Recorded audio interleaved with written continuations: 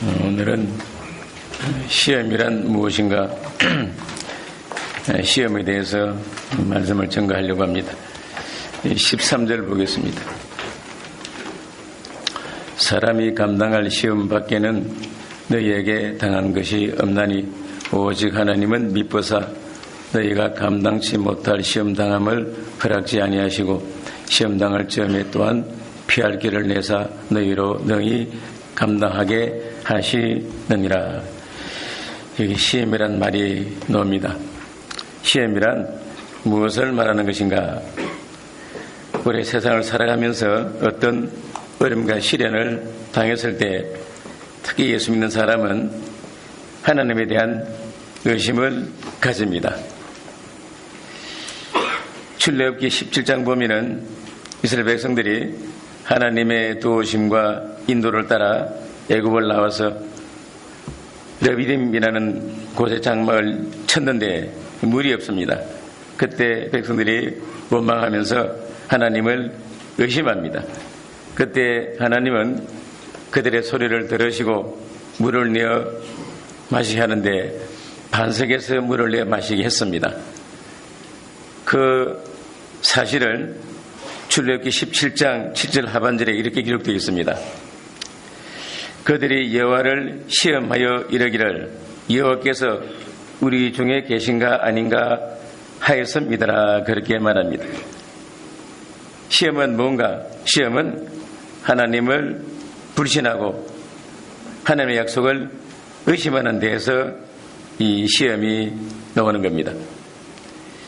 우리들도 때로는 이해할 수 없는 그런 고난이나 큰 문제가 생겼을 때, 또 이 문제가 오래 갈 때 왜 이런 일이 일어나게 되는가, 왜 나에게 이런 시련이 닥치는가, 하나님 아실 텐데 왜 가만히 계시는 것일까, 왜 기도에 응답해 주지 않으실까, 이런 상태는 시험이 그 사람에게 찾아온 겁니다.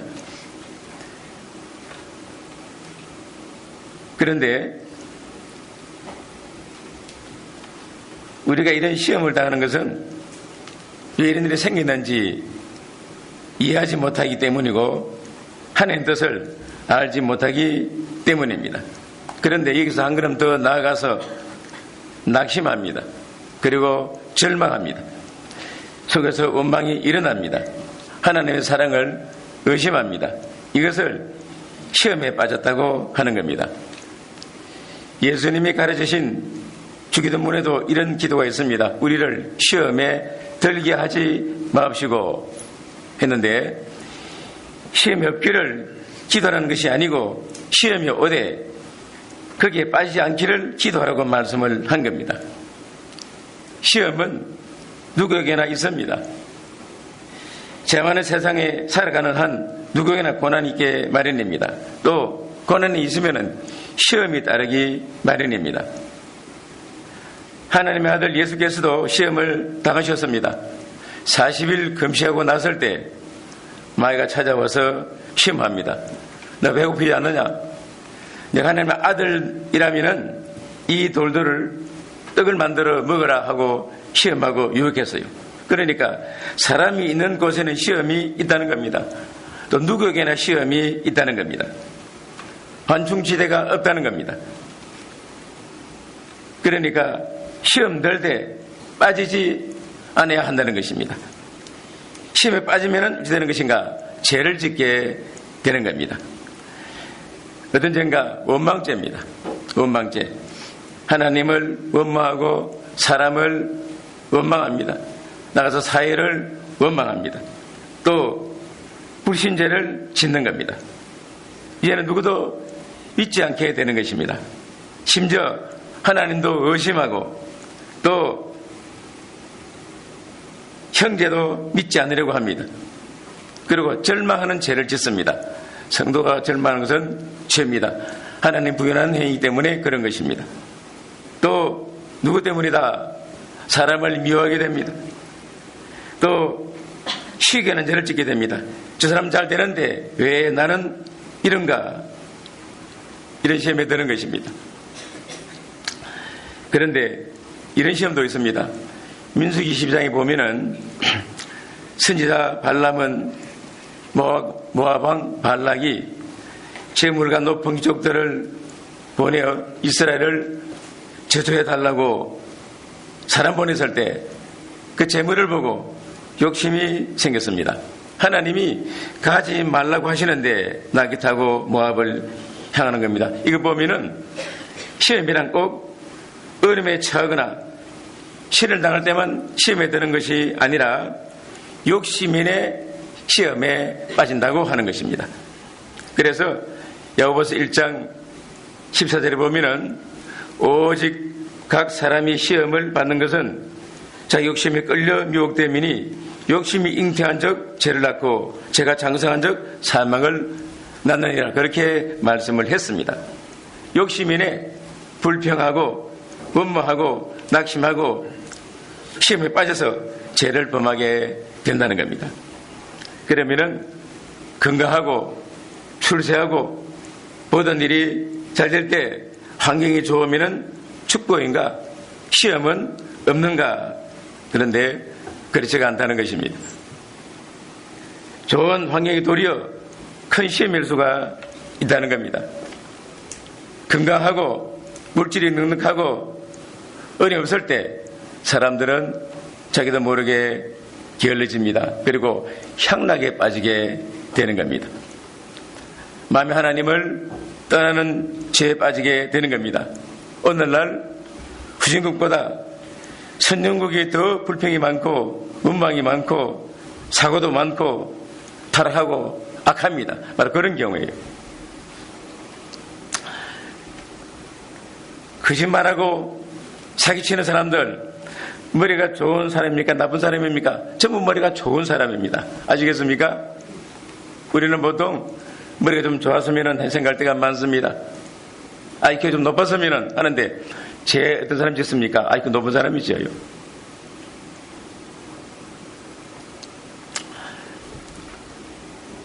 그러니까 머리 좋은 것도 시험이 될 수 있다는 겁니다. 재능이 있는 것도 시험이 될 수가 있다는 것입니다.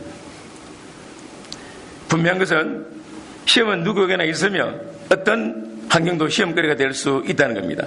그렇다면 누가 어려움을 당했을 때 누구 시험 당했다, 죄 때문이다 하고 잘못 생각해서는 안 된다는 겁니다.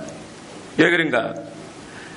그 어려움을 통해서 사람이 자기를 살피고 또 겸손해지고 때로는 어려움을 당하니까 악한 얘기를 거치는 경우가 많기 때문입니다.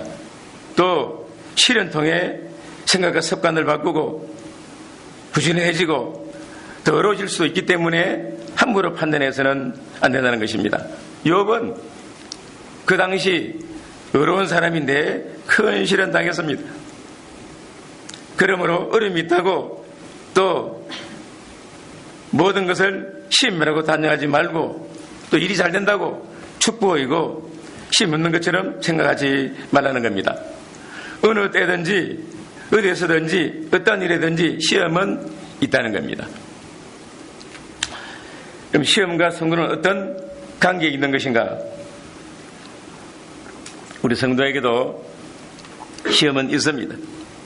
어려움도 있고 시련도 있습니다. 일이 이루어지지 않아서 고민할 때도 있습니다. 사람 때문에 마음이 상할 때가 있습니다. 가정에서는 자녀 문제로 속상할 때가 있습니다. 또는 남편 문제로 아내 때문에 시험이 될 때도 있습니다.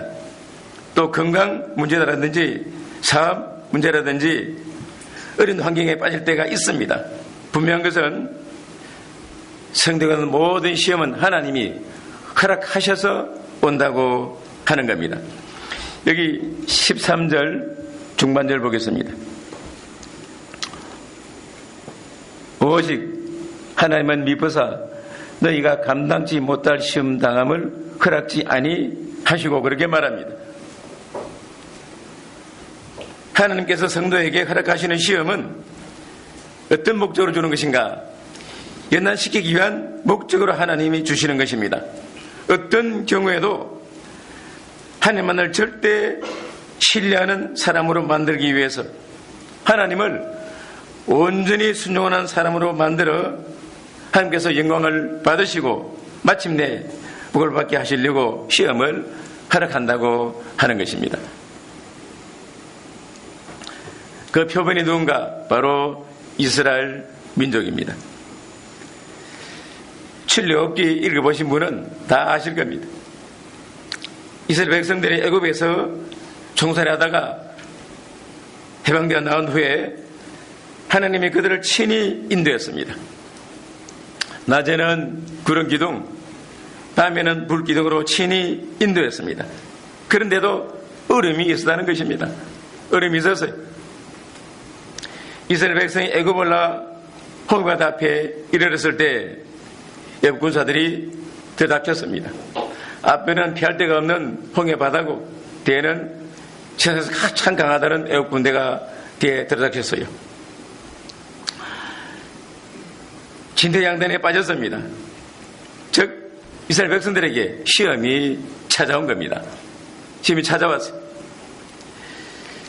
그럼 누가 그 길로 인도했습니까? 하필 그 길로 누가 인도했습니까? 꽉 막힌 곳에 누가 인도했습니까? 하나님이 인도했어요. 하나님이 인도하신 것입니다. 우리 살아가면서 꽉 막힌 때가 있습니다. 앞에 다 막혔습니다. 내 실수도 있을 것이고 또는 남의 권유를 받아가지고 때로는 하다 보니까 딱 막혔습니다.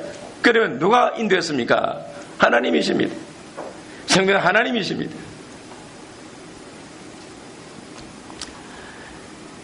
그러면은 하나님 인도했는데 왜 그것으로 인도했겠습니까?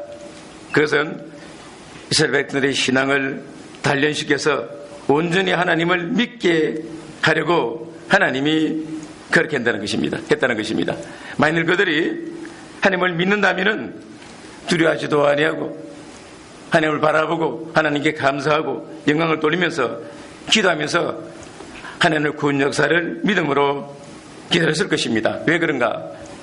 이스라엘 백성이 애굽에 있을 때 10가지 하나님이 내리시는 재앙을 직접 보았어요. 그러니까 이미 체험이 있는 사람들입니다.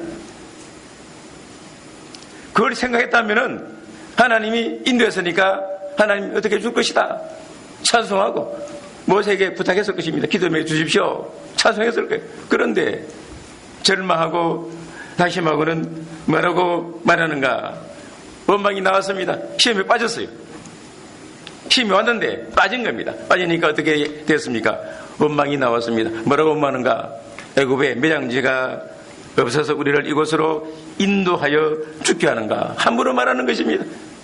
얼마나 완악합니까? 애굽에 묻을 데가 없어서 그래서 우리를 인도해서 여기서 묵게 하는가? 그렇게 말하는 것입니다. 시험에 드니까 말을 함부로 하는 것입니다. 근데 하나님이 홍해바다를 열어서 건너게 합니다. 뒤따라오던 애국 군사들은 거기서 다 멸망하는 것입니다. 하나님 능력을 보여줍니다. 그러니 어떻게 했습니까? 찬송하고 기뻐하고 은혜가 충만했습니다. 그런데 사흘밖에 가지 못했습니다. 그 무궁무진한 능력을 체험했는데 사흘을 못 갔어요. 홍해를 건너 수르 광야로 들어갔는데 사흘길을 걸었지만은 물을 찾지 못했습니다. 시험이 또 찾아와서 문을 두드린 것입니다. 그러다가 참고 찾다가 마라는 곳에 이르는데 마라에 물이 있습니다. 다 좋아한 것입니다. 물이다 하고 마시니까 너무 써서 먹지를 못합니다. 그러니까 이제 시험 든 겁니다. 마실 물에 뜨고 모세를 원망합니다.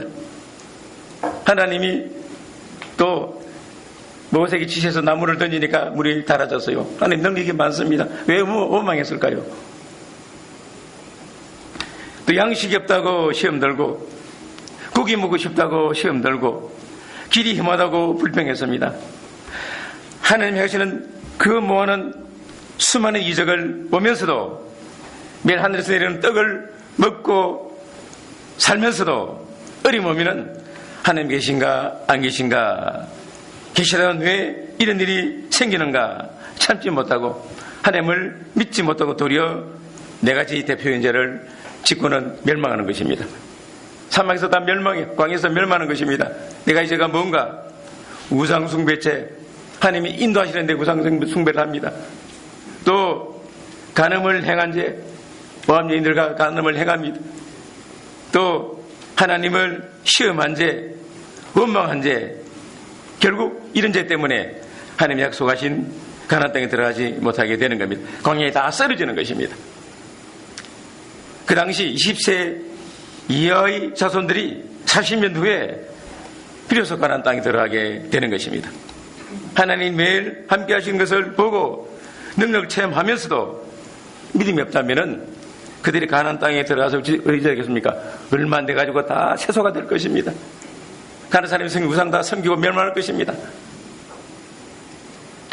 그러므로 그들이 가나안 땅에 들어가지 못했다고 하는 것입니다. 여기 11절 보겠습니다. 저희에게 당한 이런 일이 거울이 되고 또한 말세를 만난 우리의 경계로 기록하였느니라. 그들의 더러운 발자취와 행위를 보고 거울을 삼으라고 하는 것입니다. 이스라엘 백성들 어지간히 믿음도 없고 못된 사람들이구나 할 것이 아니라 어쩌면 나 비슷하고 자기를 살피라는 것입니다.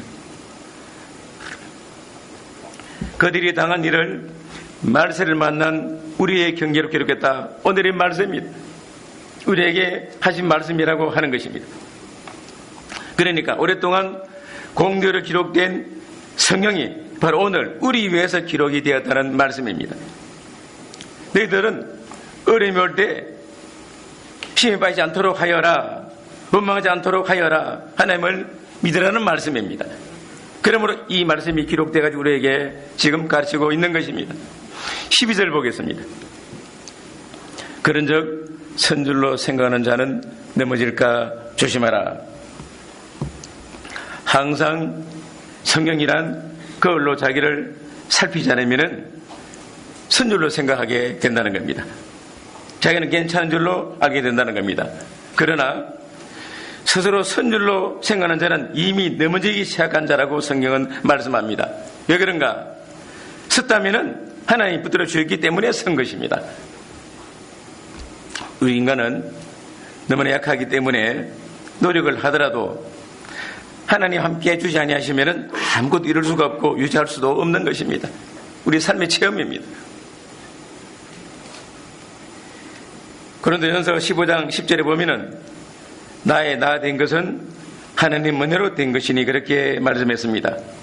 무엇 하나 이루어졌으면은 하나님 은혜로 된 겁니다. 그런데 스스로 섰다, 내가 잘한다, 또 안전하다 생각하면은 넘어지게 된다는 겁니다.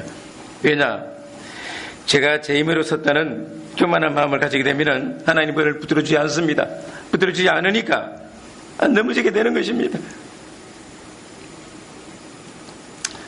우리는 잠시라도 하나님 붙들어주지 아니하시면은 살 수 없는 줄 알고 이 말씀이 거울에 자기를 잘 비추어보고 부족함을 알고 겸손히 하나님만 의지해야 되는 것입니다.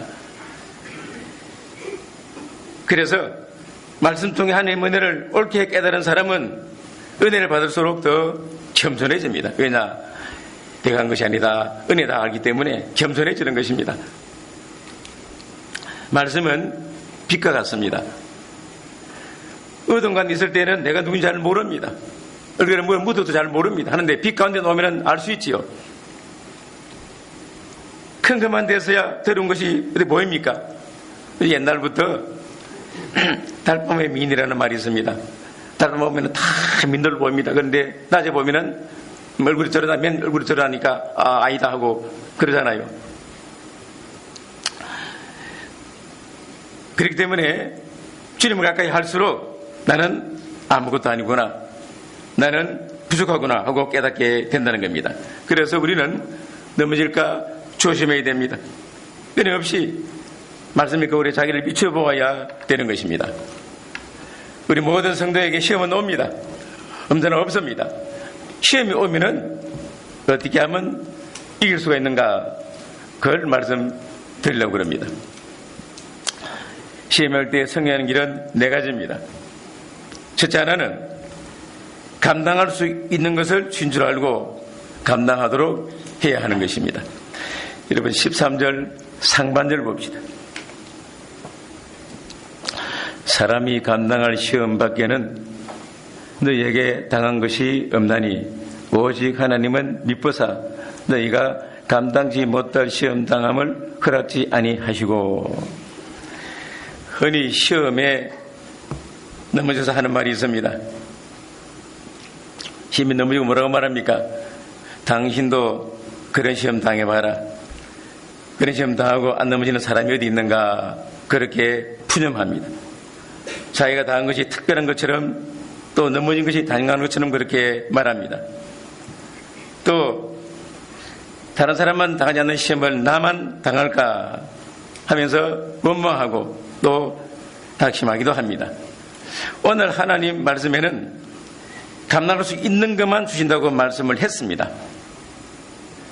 감당할 시험이라고 하는 것은 비유로 든다면 이런 뜻입니다. 아이가 초등학교 들어갔다가 바로 중학교 들어가는 법이 없습니다. 그렇죠? 옛날에 시험 쳐서 들어갔어요.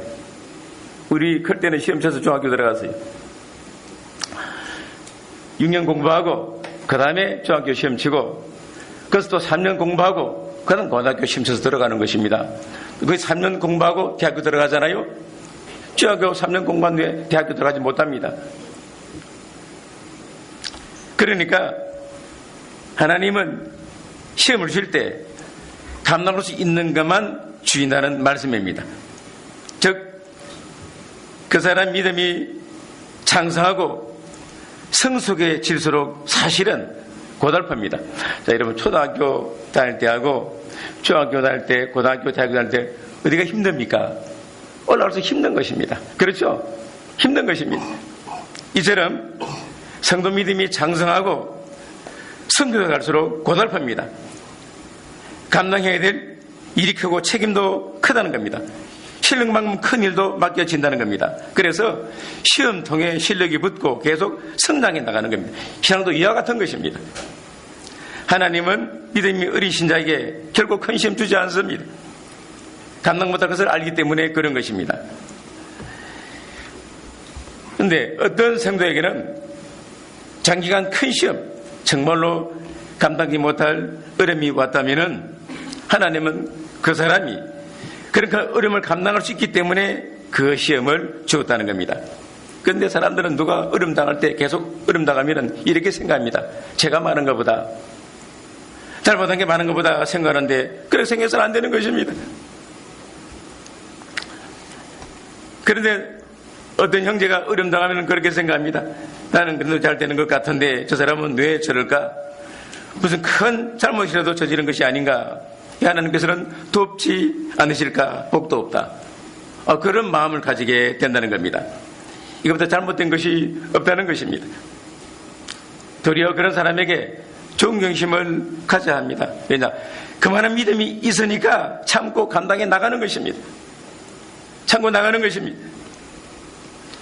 그런 시련이 나에게 없는 것은 저 사람보다 나아서 어려워서가 아니라 그런 시험 당하면 넘어지기 때문에 그런 걸 안 주는 것입니다. 우리가 볼 때 정말 혹독하게 어려움 당한 사람이 있습니다. 그런데 견디고 나가잖아요. 훌륭한 사람입니다. 그런데 사소한 시험, 자그마한 시험에 넘어진 사람이 얼마나 많습니까? 욥은 아주 큰 시험을 당했습니다. 어떤 시험입니까? 사랑하는 10명의 자녀가 다 죽었습니다. 하나 아파도 가슴이 아픈데 10명이 다 죽었어요. 당대 제일 가는 부자인데 하루아침에 재산 다 날려버렸습니다. 다 가져가 버렸어요. 그리고 몸에 병들었습니다. 이분이 믿음 없는 사람입니까? 믿음 있는 사람입니다. 친구들은 와서 보니까 너 죄 때문에 자기들 다 죽었다. 너도 죄 때문에 병들었다. 그렇게 말하는 것입니다. 그런데 얼마나 큰 시험인가? 이건 욥이 그만한 믿음이 있으니까 큰 시험이 왔다는 것입니다. 인정해줘야 된다 그 말입니다.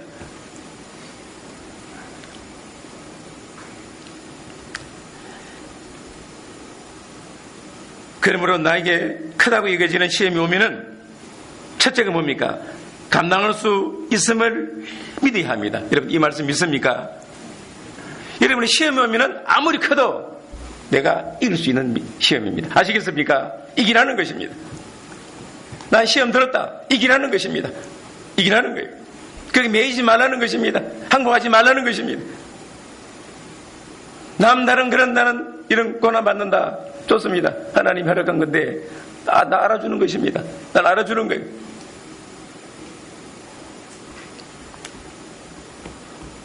문제 피하지 말고 정면으로 대하십시오.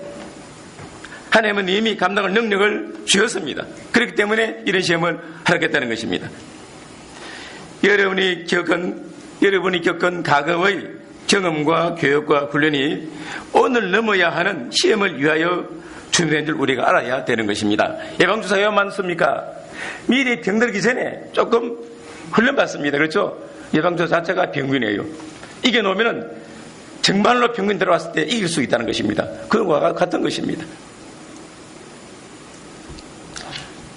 그렇기 때문에 시험 오면 첫째는 감당할 수 있는 시험을 준 줄 알고 감당하도록 해야 합니다. 두 번째가 뭔가? 두 번째는 시험은 우리로 하여금 온전하고 구비하여 조금도 부족함이 없게 하려고 하나님의 그러한 시험을 우리에게 주셨다고 하는 것입니다. 야고보 1장 2절부터 4절까지입니다. 찾아봅시다.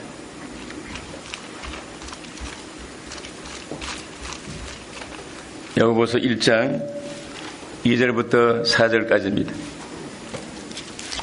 내 형제들아, 너희가 여러가지 시험을 만나거든 온전히 기쁘게 여기라. 이는 너희 믿음의 시련이 인내를 만들어내는 줄 너희가 알미라. 인내를 온전히 이루라. 이는 너희로 온전하고 구비하여 조금도 부족함이 없게 하려 함이라. 그렇게 말합니다. 시험은 하나님이 은혜와 복으로 주신 것이고, 힘이 없다면 결코 성도 인격이 만들어지지 못한다고 하는 것입니다. 그러면은 시험은 우리에게 무엇을 주는가? 몇 가지를 제가 말씀드리면은, 첫째로 시험은 우리에게 겸손을 줍니다. 겸손을 줍니다. 하나님은 교만한 자를 물리치시고 겸손한 자에게 은혜를 주신다고 말씀합니다. 겸손해야 은혜 받으니까 하나님 그렇게 한다는 것입니다. 아시겠습니까? 왜냐? 겸손해야 사람이 깨달아 믿고 진실할 수가 있습니다. 겸손해야 하나님의 은혜의 사람이 될 수가 있다는 겁니다. 모든 복 가운데 기본적인 복이 뭡니까? 이것이 겸손이라고 하는 것입니다. 겸손해. 교만하면은 아무 소용이 없습니다. 공부 잘해도 소용없습니다. 돈 많이 벌어도 재산 다 소용없습니다. 교만하면은 다 잃어버리게 마련입니다. 손해가 된다는 것입니다. 건강 소용없습니다. 오로지 겸손입니다. 하나님 어떤 땅굴이든지 나로 겸손게 만드신다고 할 때 이건 아파할 것이 아니라 그것은 근본적으로 복이기 때문에 하나님이 시련도 준다는 것입니다. 고난도 준다는 것입니다. 그래서 겸손은 모든 복을 받는 기초와 같습니다. 겸손해야 하나님 주신 복을 다 누릴 수 있는 것이지, 겸손히 못하면 다 넘어져 버립니다. 감당을 못해요. 돈 좀 줘보십시오. 돈은 매입니다. 좀 걸렁을 줘보십시오. 겸손하지 못하면 사람이 교만해지고 못 서게 되는 것입니다. 겸손이 항상 중심입니다. 기초에 겸손해야 주시는 복이 된다는 것입니다. 또 하나는 믿음입니다. 모든 것이 하나님께로 말미암았다. 하나님은 선하신 분이시다. 그에게 능력이 있고 지혜가 있다. 그가 나를 사랑하고 계시다. 이 믿음에 조금도 의심이 없어야 되는데 우리는 의심이 많습니다. 사실은 어려움당하면 하나님 나를 정말 사랑하시는가? 그럴 때가 많습니다.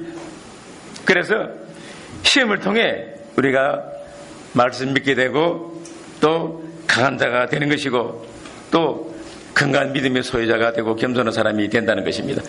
시련 통해 믿음이 생겨나는 것입니다. 믿음이 깨끗해지는 것입니다. 욥은 그걸 알았습니다. 여기 3장 10절에 보면 말하기를 나의 가는 길을 오직 그가 아시나니 그가 나를 단련하신 후에는 내가 정문같이 나오리라 고백했습니다. 욥은 믿음이 있지만은 고난 통해 더 깨끗한 사람이 되고 축복을 2배나 받았습니다. 그리고 또 하나는 뭔가? 시험은 욕심을 버리게 합니다. 모든 시험이 되는 것은 내 욕심 때문입니다. 그것을 우리가 인정해야 되는 것입니다. 내가 식욕이 없는데 음식이 시험이 됩니까? 욕심이 생길 수 있겠어요? 식욕은 있을 때 음식이 나에게 유혹이 되는 것이고 탐하게 되는 것입니다. 내가 욕심이 없는데 교만이 시험이 되겠습니까? 내가 명예에 대한 욕심이 없는데 남들 나를 뭐라고 하든 그게 무슨 시험이 되겠습니까? 욕심이 있으니까 누가 말할 때 욕심이 있으니까 반응하게 되는 것이고 시험에 들고 그렇게 되는 것입니다. 모든 시험은 정욕의 뿌리를 두고 있습니다. 야고보서 1장 14절 15절에 보면 이렇게 말합니다. 오직 각 사람이 시험을 받는 것은 자기 욕심에 끌려 미혹됨이니 욕심이 잉태한 즉 죄를 낳고 죄가 창성한 즉 사망을 낳느니라 그렇게 말했습니다. 우리가 지금 어려움 당하는 것 알고 보면 욕심 버리지 못해서입니다. 정욕과 육신의 정욕과 안목의 정욕, 이생의 자랑 이런 물욕적 사욕 때문에 우리가 시험에 들고 그리고 낙심하게 되는 것입니다. 은왕 깊은 곳에 있는 뿌리박은 욕심 버리지 못했기 때문에 이런저런 시험이 있고 어려움이 온다는 겁니다. 깊이 생각을 하는 것입니다. 우리는 고난 통해 내 속에 있는 부족함 버리고 욕심 버리고 온전한 자로 성장할 수가 있다는 것입니다. 차라리 먼저 겸손해집니까? 고난 당한 사람이 겸손해집니다. 아시겠습니까? 고난 없이 돈 벌어보십시오. 자기가 최고인 줄 압니다. 돈 가지고 방탕하다 넘어지는 것입니다.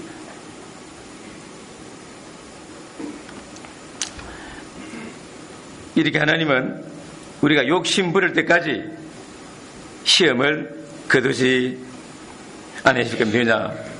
하나님 우리에게 요구하시는 것이 뭡니까? 내가 온전하게 너희도 온전하라고 말씀했기 때문에 그런 것입니다. 온전하라는 것입니다. 나는 왜 남보다 고난이 많을까? 그 속에 무슨 뜻이 있습니까? 나들은 온전해지라는 것입니다. 하나님의 은혜입니다. 그렇게 하면 해답이 나오는 것입니다. 용기될 수가 있는 것입니다. 이렇게 하나님은 우리가 온전한 하나님의 사람으로 완전한 인격의 사람으로 완전한 믿음에 도달하기 위해서 시련을 허락해 주는 겁니다. 또 시련을 주되 꼭 맞는 것을 준다는 겁니다. 제일 좋은 것 골라서 준다는 겁니다. 그래서 시험 당할 때 온전히 기쁘게 일하고 말씀을 하는 것입니다. 여러분 내 힘으로 못하는 것 시험 통해 여러분 하게 만듭니다. 내가 버리지 못하는 것 끊지 못하는 것 하나님은 시험 통해 끊게 하십니다. 버리게 한다는 것입니다. 사실 우리는 시련과 시험 통해 깨닫게 되는 것입니다.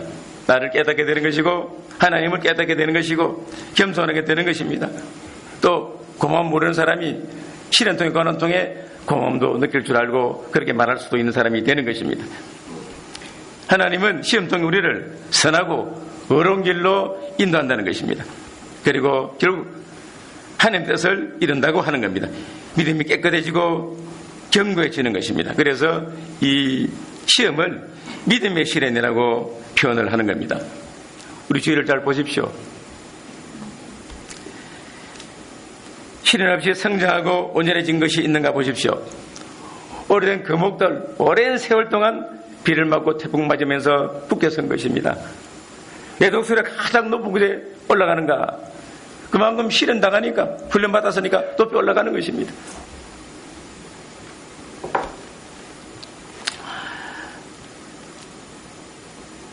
아이들에게 자전거 가르칠 때 처음은 잡아줍니다. 밀어주죠. 밀어줍니다. 그런데 사랑이 넘쳐가지고 끝까지 붙잡고 있으면 그 아이 자전거 못 배웁니다. 여기 자전거 못 배운 분 계시죠? 타보려고 했는데 결국 못합니다. 왜 못했습니까? 누가 어디 잡아줬어요. 무릎 깨집을까 봐서. 부모가 자식에게 자전거 가르쳐주는데 놓으면은 발 다칠까 또 머리 다칠까, 머리 깨질까, 무릎 다칠까, 그만 잡아주다 보니까 못 배운 겁니다. 평생 못하는 것입니다. 제가 바닷가에 살았습니다. 바닷가에서 다 수영해요. 그런데 우리 사촌 하나는 못합니다. 지금도 못해요. 왜냐? 우리 외할머니가 제일 사랑하는 아들 손자예요. 아들도 사랑했지만은 손자 사랑하니까 얘는 우리가 같이 수영하려고 그러면은 할머니 같이 못하니까 못하고 있는 거예요. 다 하는데 혼자 앉아 있는 것입니다. 근데 한 번은 물에 들어왔어요. 너 어떻게 들어왔냐 그랬더니 보니까 아니 허리에 체크줄을 매놨어요. 멀리 가면은 잡아당기는 겁니다. 이 친구 지금도 못해요. 기가 막힌 일이 아니겠습니까? 그만 내버리면 수영할 텐데 외할머니가 저 뒤에서 앉아가지고 보니까 새끼줄 잡고 앉았어요. 좀 가면 툭툭 치니까 무슨 수영이 되겠습니까? 지금도 못해요.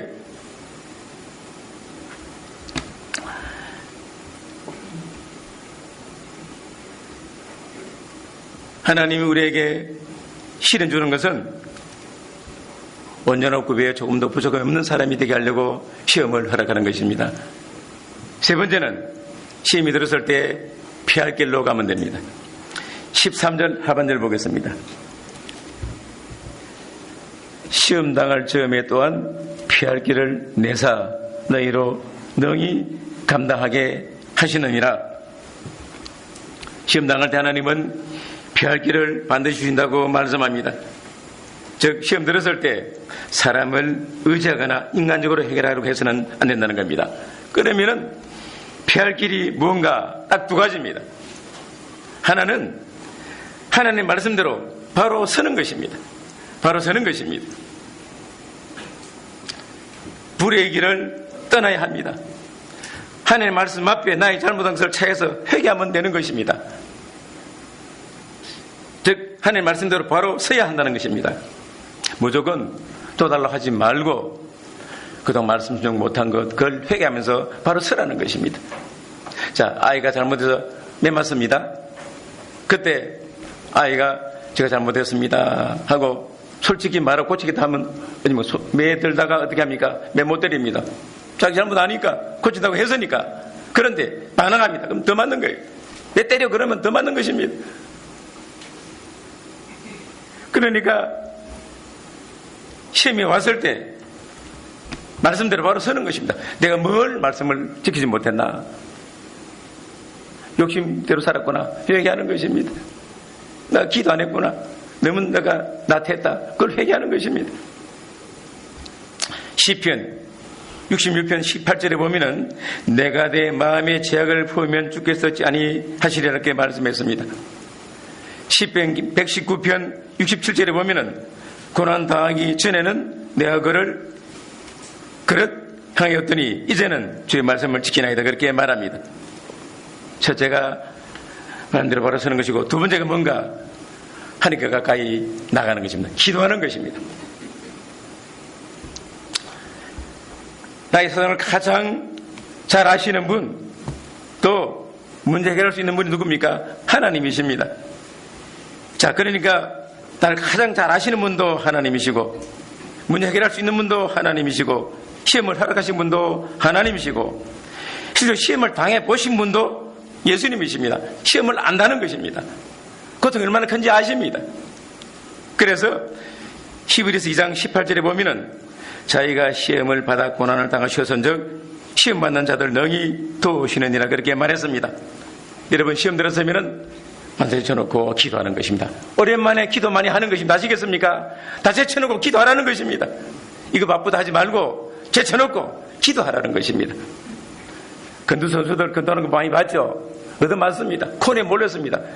거기서 빠져나오는 길이 뭡니까? 딱 하나입니다. 뭡니까? 딱 잡고 노는 것입니다. 상대를 잡으면 못 치는 것입니다. 이와 같은 거예요. 주님 붙잡고 주님 뭐지 하면은 주님이 어떻게 합니까? 건져주십니다. 건져주십니다. 그런데 기도 안 합니다. 그게 뭡니까?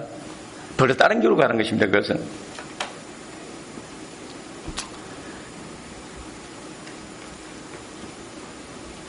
하나님을 간절히 차에서 영접하고 주 안에 들어갑니다.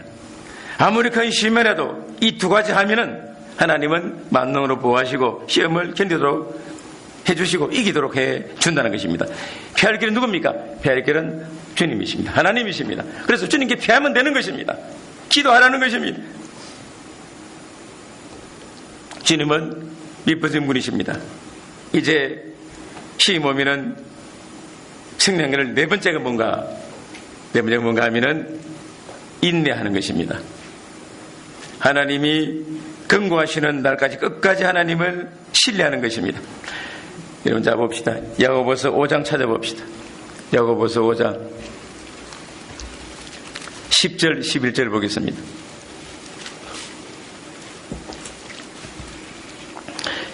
야고보서 5장 10절 11절 같이 봉독합니다. 형제들아 주의 이름으로 말한 선지자들로 고난과 오래 참음의 본을 삼으라. 보라 인내하는 자를 우리가 복되다 하나니 너희가 욥의 인내를 들었고 주께서 주신 결말을 보았거니와 주는 가장 자비하시고 긍휼히 여기는 자신이라. 자, 아멘. 하나님이 경고하시는 날까지 끝까지 하나님을 신뢰하는 겁니다. 참고 인내하는 것입니다. 여러분 이스라엘 백성들처럼 원망하지 마십시오. 그들이 실패한 것은 너무나 조급했습니다. 믿음으로 기다리지를 못했습니다. 여러분 큰 시험이 들어와 당장 죽을 것 같아도 두려워 말고 내 감당할 수 있는 시험인 줄 알고 나를 온전케 하시려고 하나님의 사랑으로 주신 줄 믿고 피할 길로 가면은 시험 이긴다는 것입니다. 시험을 치르면서 이기면은 한 계단 씩 올라갑니다. 아주 강한 사람이 되는 것입니다. 어지간히 시험도 넘어갈 수 있는 것입니다.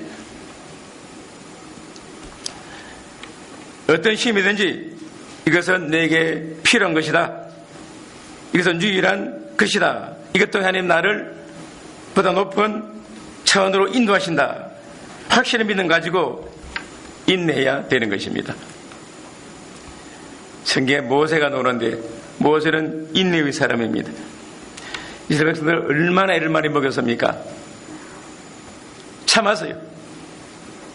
히브리 11장 27절에 보면은 믿음으로 애굽을 떠나 임금의 노함을 무서워 아니하고 곧 보이지 아니하는 자를 그는 같이 하여 참았으며 그랬습니다. 모세가 인내함으로 사임 동안 그 말만한 마음 강박한 이스라엘 백성들을 가나안 땅 앞까지 인도했습니다. 인내로 그렇게 위대한 일을 한 것이 누가 그렇게 하겠습니까? 이 모세가 위대한 사람입니다. 하나님을 직접 대하고 십계명과 율법을 받은 사람이 모세입니다. 인내의 사람이. 그런데 한 번 참지 못했습니다. 여러분 알죠? 머리와 물가에서 백성들이 원망하니까 그만 화가 난 겁니다.